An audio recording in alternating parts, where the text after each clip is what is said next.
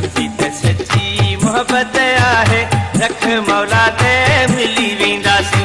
पंहिंजी त सची मोहबत आहे, रख मौला ते मिली वेंदासीं।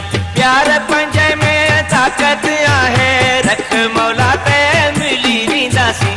पंहिंजी त सची मोहबत आहे, रख मौला ते मिली वेंदासीं। न प्रेमी जोड़न वांगे भॼंदासीं, न कावश में को लेखी ॾींदासीं, न कोरत में हली शादी कंदासीं। ॻाल्हियूं कर माइट राज़ी कंदासीं, रख मौला ते मिली वेंदासीं। पंहिंजी त सची मोहबत आहे, रख मौला ते मिली वेंदासीं।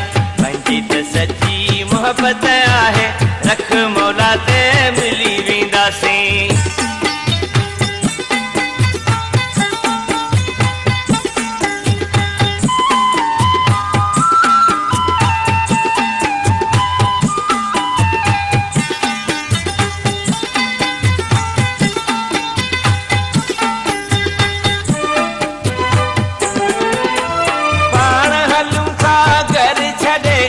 खत में तो आ मूंखे लिखियो,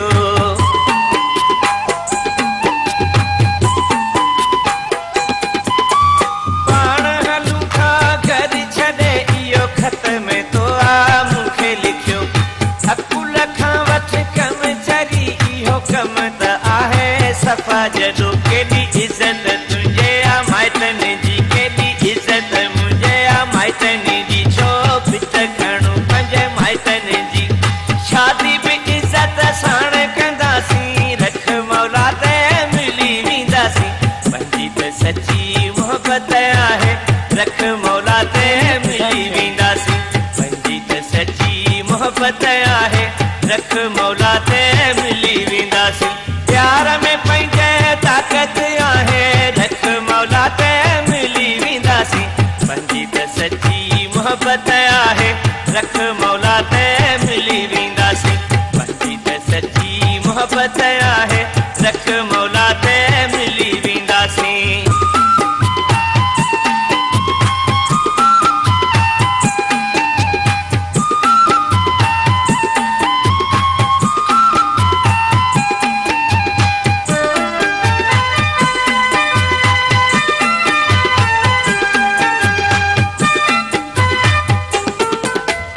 रीतुनि रस्मुनि जई करे था प्यार वारा बदनाम थियनि।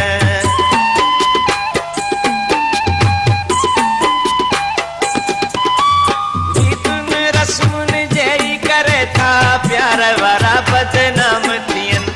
लोक में थियनि पोइ ॾिठा था जोखे में पंहिंजी जान विझनि। पहिरीं माइट माइटनि साण मिलायूं, ईदूं बरातूं अचूं ऐं वञूं, हिकिड़े ई घर जा भाती थी वञूं। हीअं करे कामयाब थींदासीं, रख मौला ते मिली वेंदासीं। पंहिंजी त सची मोहबत आहे, रख मौला ते मिली वेंदासीं। पंहिंजी त सची मोहबत आहे, रख मौला ते मिली वेंदासीं। प्यार पंहिंजे में ताक़त आहे, रख मौला ते मिली वेंदासीं। पंहिंजी त सची मोहबत आहे, रख मौला ते मिली वेंदासीं। पंहिंजी त सची मोहबत आहे, रख मौला ते मिली वेंदासीं।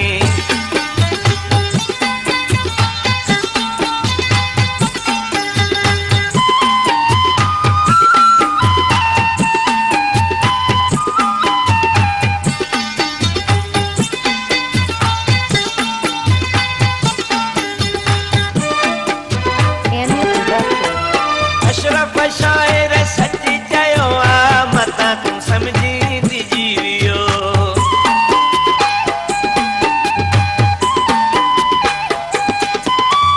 अशरफ शाइर सची चयो आ, मतां तूं सम्झी ॾिजी वियो।